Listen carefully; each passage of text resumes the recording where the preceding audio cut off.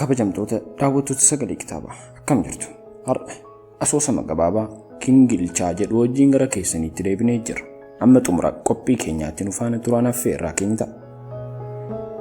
Gingilchaa jennaan jenne malee akaayin irbaatan taatu jetti hayyoon koo kokkolfaa eelee fuula diimati irratti irbaataa fi akaayii qamadii akaayaa.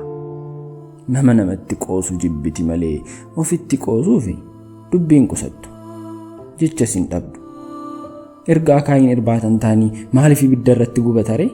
Anatu gaafataanii jira. Deebii naaf hin dhabdu. Agabuu buluutu ajaadha. Yoo bulleeyo maal taana? Ati waayyuun taatu. Natu hirriba dhabe. Maaliif dhabda? Agabuu bulteen beektumoo? Bara meeqan bule? Waa'ee kenna dhiba malee. Yaa ilma ko, abdii kan hin beeku muraasa, kan sitti himuuf hiixadhu garuu danuudha jettee dubbii jalqabdi. Dubbii ishee akka dammadaamuu natti mi'aawu kan dhagaheen onneen quufana didu. Namni kamuu guyyaa mucaa uummata irraa kaasee abdii ilmoo isaatiin jiraachuu jalqaba. Jaalala dhugaatu bariif halkanii dhala koo jechisiisa malee isarraa maal buufata? Kan qabu caalaa maal fidaafi? Kolfa haarayaa gammachuu birraa ta'e kalaqaafi abdii lubbuun turuu fedhii jiraachuu daneessaafi ijaareen jira diiguun dadhabe malee siyaadeen jira dhufuun dadhabe malee. Hayyooni dubbii jalqabdee tasa addaan kuttee sirba kana yeroo afaanitti fiddu tasa boo'uu jalqabdi. Imimmaan ishee yeroo argu rifadheen gaggaba. Ol ka'een harka ishee qabee ijoottan ishee imimmaaniin guutaman keessa ilaalaan ishee sossobuuf humnan qabu. Waanan ta'uun dhabe waliin hin bu'a harmi. Oo abdii ko, maaliif takka qoostee yoosummoo boossa? Ilmee ko yaa abdii, jiruun fuula lama qabdi jettee dubbii biraatti gorti. Deebii naaf hin dhabdu. Gaaffii an gaafadhu mara kabajaan naaf deebisti. Ilmoon maatiidhaan kabaja dhabe biyya tuffata jechuu jaallatti. Jiruun fuula lama qabdi ilma ko. Tokko kolfa guyyaati, inni kaan dukkana gaddaati. Yaaddoon geetuu kootii onnee keessaa na dhidhata. Yeroo sanan gaddaaf bitama, yeroo sanan imimmaan ijaan na guuta. Kana jettee hayyoon gadda jabeeffatti. Yeroosi waanan ta'uun dhabee dhimmi obboleessa ishee geetuu tolaa bara hedduu gaddaan gaadi'ee boochiseen, bara hedduu fi biyya guutuu imalchiiseen. Du'ees jedhamte abdiin kutanne sagalee isaa dhaga'uun barbaada jettee manneen eker dubbistuutti deddeebiteetti. Yeroo baay'ees waliin deemneerra. Eker dubbiftuu bira dhaqnee yeroo dabareen ishee gahu ni waamamti. Akka hin boonye akeekkachiisanii sagalee obboleessa ishee dhageessisuu jalqabu. Garaan hin danda'uun battalumatti boo'uu jalqabdi. Osoo waallee hin dhaggeeffatiin jecha takkas osoo hin xiixiin boo'uu jalqabdi. Eker dubbistuunis seera waan ta'eef yeroo boossu dubbii isaanii addaan kutti. Harmeen caala gadditee gara manaatti deebiti. Abdiin kutattu deddeebitee gaafatti. Yeroo biraatti immoo geetuun kiyya ilmoo akka qabu dhagayeera jettee lafaa kaatee Gondaritti imalti. Ji'a tokko yookiin torban 2-3 turtee immoo gadda daddabalattee qe'eetti deebiti. Ilmee koo yaa abdii, oo haadha ko, kaleessa abdiin koo geetuu ture. Obboleessa koo dugdatti baadheen guddiseen. Har'a abdiin koosii isa dirree waraanaatti rasaasatu nyaatiin. Siin ammoo deegni akka na jalaa nyaatu hin barbaadu. Barumsa keetiin naaf cimu. Abbaan kees nu jibbeetii miti kan nu gatee bade. Guyyaa tokko nutti deebi'a. Abdadhu.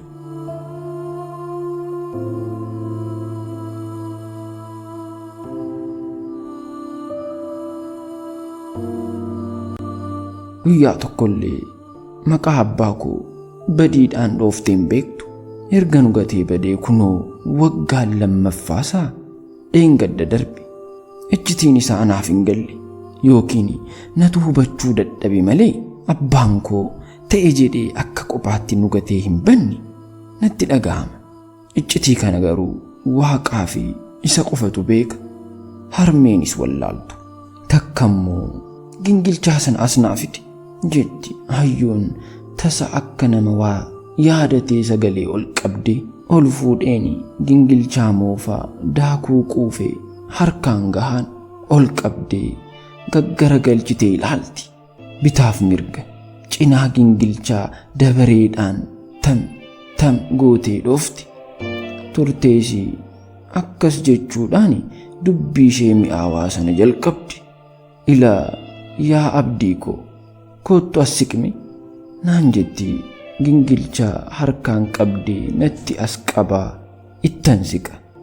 Gurra koon saaqa. Argitee gingilchaa kana? Iccitii waaqa gurraachaati kun bara. Harka namaatiin tolfame malee gingilchaanii dhugaa dhoksaa uumamaati. Argi qaawwasaa wal duraa duubaan tarree galee jiru. Kan ta'uu fi kan hin taane addaan baasuu fi akka gargaarutti kalaqame.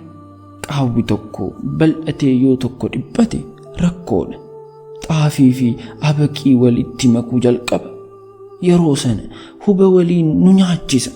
Wanti dachee kan irratti kalaqame hundi gingilchaa malee badii fida. Gaarii fi yaraa addaan baasuun nama dhiba. Yeroon gingilchaadha. Suuta suutaan gingilchee gaarii fi yaraa addaan baasa. Umriinis gingilchaadha. Suuta suutaan jiruu fi jireenya waliin si barsiisa. Adeemsa keessa kan ta'uu fi kan hin taane addaan baasee sitti mul'isa. Addaan baasee sitti uffisa jettee callinsaanii na ilaalti. Narraa jeffadhu. Dubbiin gurra saaqee dhaggeeffadhu sammuutti na lixa. Kabajamtoota daawwattoota Sagalee Kitaabaa. Qophii asoosama gabaabaa gingilchaa kutaa lammaffaatiin gara keessanitti deebinee jirra. Amma xumura qophii keenyatti nu faana turaan affeerraa keenya ta'a. Hundi kan harka isaa hin dhabu ifaajee isaa kan facaase haama kan dhoksaan jibbis ifatti jibbamaa ta'a. Jiruun jibbarraa hin fagaanne siree qoreeti kan umrii guutuu irratti gangalchaa ittiin of dhiiksan. Jibbisummiidha. Qalbii yaadaan xaxee namummaa sakaalee qalbii irraa nama fageessa. Kaleessa irratti qalbii hodhee harka saasaama. Umriin kee qabeenya kan siif ta'u guyyaa itti hojjechuu jalqabdedha. Namummaa keetis kan injifattu guyyaa jaalala dhugaa dibatte qofa. Abdii koo hubadhu jiruun gingilchaadha jettee harka ishee mataarra na keessi. Dabbasaa kiyya bitaa fi mirga qabdee jaalalaan na sukkuumti. Qaamni koo guutuu gammachuudhaan booji'ama. Foolii ishee barbaacha siqeen jala taa'a.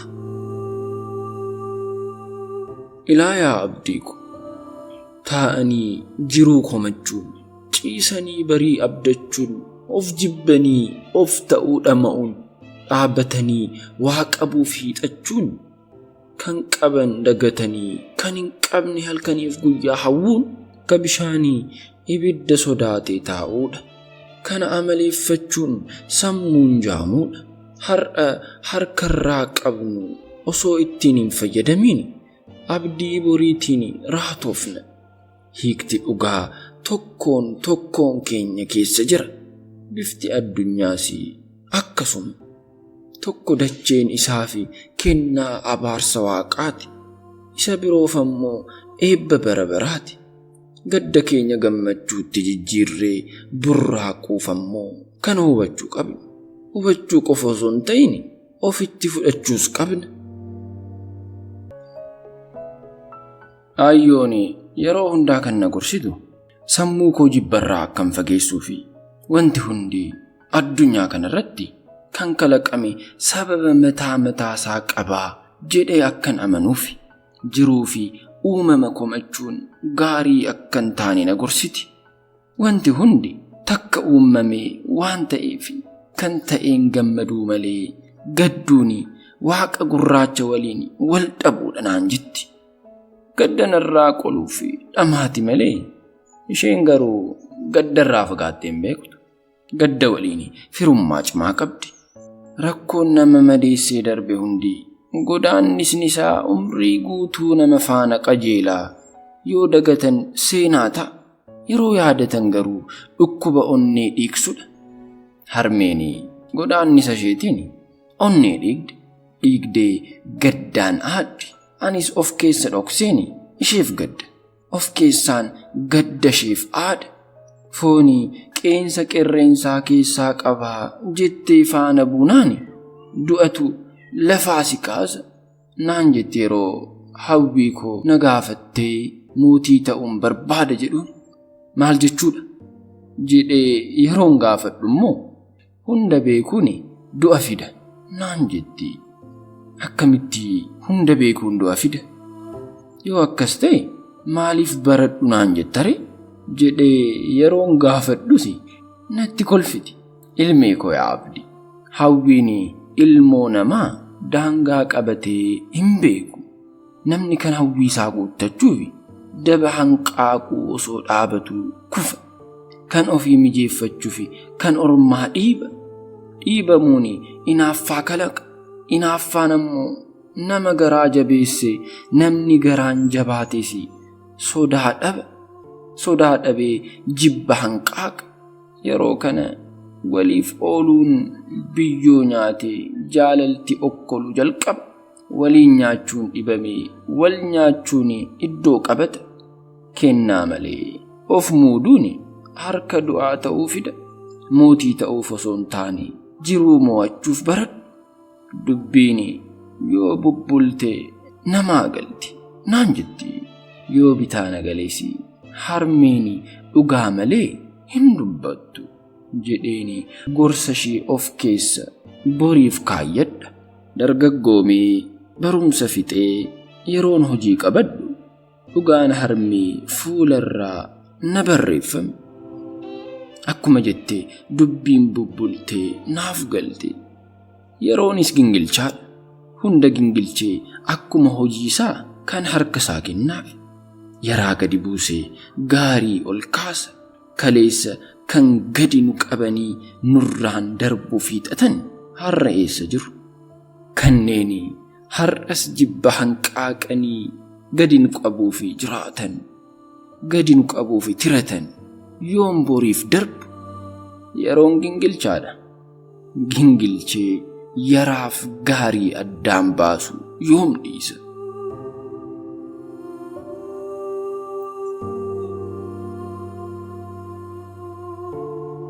Guyyoonni ji'atti, ji'oottan waggootatti qaari'anii walirratti tuulaman.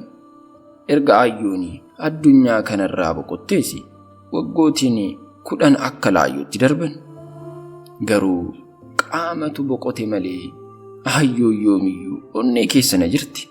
Guyyaa jiruun natti bitaachee waameen haasaan akka ishee bara lubbuun jirtutti ekir dubbistuu bira osoo hin dhaqiin yeroon ishee waamu battalumatti na cinaa dhaabbatti. Na gorsiti, na gootomsiti, na jabeessiti, abdiidhaan sammuu na guutti. Tulluu jibba diigee akkan jaalalaaf qabsaa'u na onnachiifti. Akkan ishee deddeebisee yaadachuudhaan hin dhibamne jedhee iddoo dhalootaa koorraa ergan fagaadheeti waggoonni 8 darbanii 9ffaatti qaari'aa jiru. Finfinnee magaala Wacaan Maraattee keessan jiraadha. Kan dureessi quufti abaaree keessa jiraatu, kan hiyyeessi waaqni abaare keessa warwaatu. Iddoo fiigichi jiru itti hammaatu. Iddoo ofittummaan luka bargaanfatee keessa ciisu. Finfinnee fuulaa fi giphii nama qulqulleessitu. Magaalaa gamoo malee nama dhabde.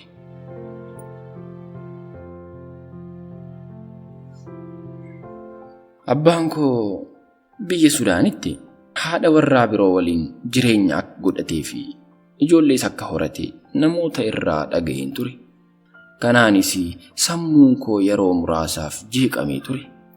Garuu aayyoon yeroo lubbuun turtetti dhimmoota waadaa na galchiifte keessaa tokko abbaa kootti akkan hin gaddinee fi jibba hin yaanne ture. Abdii koo amaanaa qabeenyan si dhaalchisu tokkollee hin qabu. Garuu qabeenya caaluun siif kenna.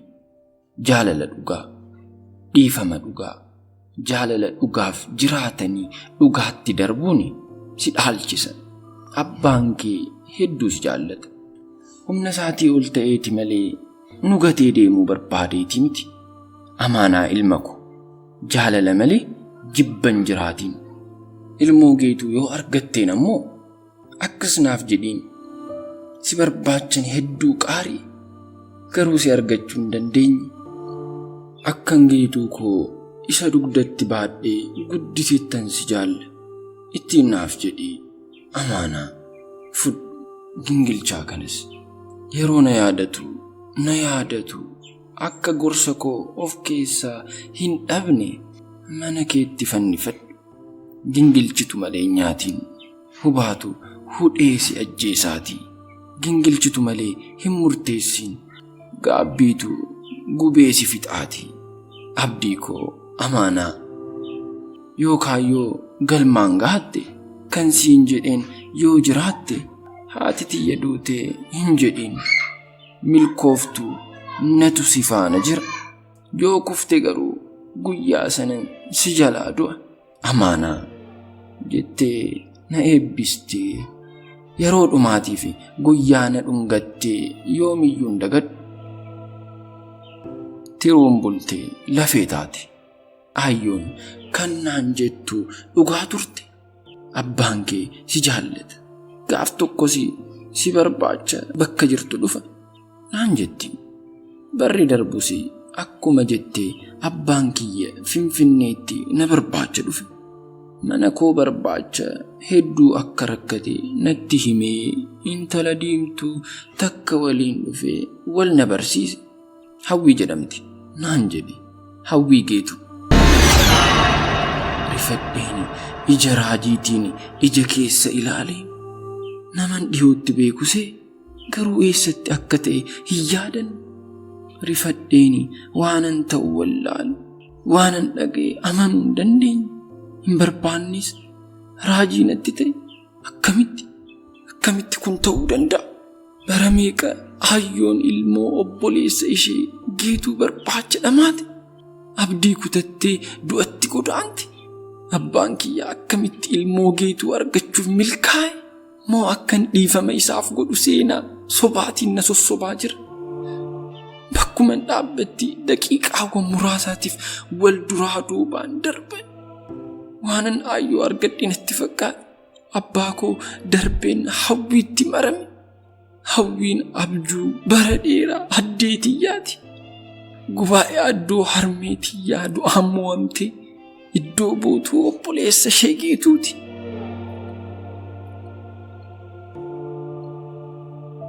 Hawwiin osoo abdiin kutatiin nu barbaacha Gondarii kaatee Asallaa akka dhufte abboon natti hime. Osoo aayyoon lubbuun jiraatte kana argite. Wayyoo gammachuu harmee gaafa sana. Idaa gammachuunis dhugaa nama maraacha. Gammachuun maraadhe. Abbaa koo bara dheeraaf addaan beese dhiifama qulqulluu ta'een hammadhee dhungadhe. Hawwiin diimtuudha. Kan fuulli ishee dibaa garagaraatiin hin duugamne. Akka aayyootii akka haadha koo siimboo qabeettii sana. Erga taa'anii muraasa tattaabannee booda quuqa garaa koo na keessa deddeebi'u tokkoon tasa malaase. Abbaa kiyya dheebuu yaaddootiin ija keessa na ilaalutti garagaleen gaafadhe. Bara rakkoo, bara deegaa maaliif nu gattee badde abbaa? Isiniif jedheetan ture. Jiruu keessaniif hin jiruu dhabde. Attamitti jiruu keenyaaf jiruu dhabda? Haati kee obboleessa ishee geetuu barbaacha. Yeroo biyyatti qaaritu gadadoo hedduu keessa akka darbite isin hin beektan ture. Yoo haala sanaan itti fufte isin jalaa du'uu dandeessi jedheetan ana abdatteeti. Duraan isin gattee obboleessa ishee akka lubbuutti jaalattuuni barbaacha kan imaltu. Yoon ani jiraachuu baadhe isin gattee eessayyuu akka hin deemne nan beeka. Osoo hin jaallatiin isin irraa fagaadhe. Abbooni kana jedhee ijoolleen isaa imimmaaniin guutaman. Nan rifadhe. Hayyoon dhugaa ture kan natti himaa baate. Abbaan kiyya jaalala guddaa maatii isaatiif qaba. Biyyarraa fagaadhee Sudaan Kaartuum keessan ture. Du'a haadha keessi achittan dhagee. Waa'ee keessan osoo hin dhagayin halkan naaf hin bari'u ture. Waggaa 3 durasii intalti geetuu asallaatti haadha kee barbaacha dhuftee akka rakkachaa jirtuun dhagee. Dura yeroo hawwiin dhuftu akka firaatti kan ufitti qabatee ture quxusuu geetuu ture.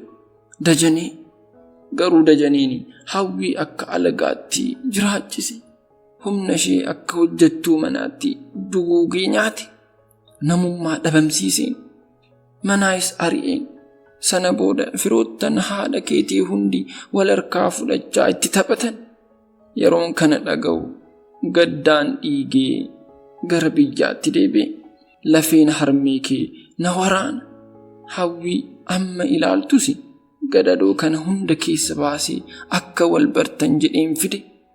Jedhee abbooni imimmaan fuularraa of irraa lolaase. Abbaa koo waliin yeroo duraatiif haala kanaan wal bare. Imimmaan isaa keessatti abdii fi hawwii harmee kun arge. Abdii harmee yeroo jiraachuu jalqabu akka gahinatti dhaga'an. Rakkattus, dhabdee beeloftus, dhibamtee kuftus, jibbamtus, cabdee okkoltus, gufuudhaan weeraramtee akka taatu dhabdusi. Onnee keessaa gaarummaa hin dhabin. Jaalala malee jibbaaf hin bitamin. Harkan kennatiin abdii koo gaarummaa kee malee yarummaa namaan jiraati. Jaalala malee jibban dhaliin amaanaa gorsi harmee dhiiga keessan adeema. Ol jennaan ijji gingilchaa moofaa fannifamee irra na bu'a. Addunyaa huba hedduun guutamte keessa gingilchaa malee jiraachuun guyyaa adiini dukkanaa'u jetti. Hayyoon dhugaadha, gingilchaadha, dagaleen jiru. Kabajamtoota daawwattoota Sagalee Kitaabaa. Asoosama gabaabaa Gingilchaa jedhu asuma irratti xumurra. Barreessitoonni asoosama kanaa Tasfaayee Ayyalaa fi Iddoosaa Kabbadaadha. Kitaaba Odaa Jala jedhu irraa kan fudhatamedha. Kabajamtoota daawwattoota Sagalee Kitaabaa. Wanta gaarii irraa barattu jennee abdanna. Akka itti bohaartanis abdii guddaa qabna. Viidiyoo keenya yoo jaalattan laayik, sheer, sabskiraayib gochuu keessan kan daganne. Isin jaalanna. Horaa bulaa. Kun Sagalee Kitaabaati.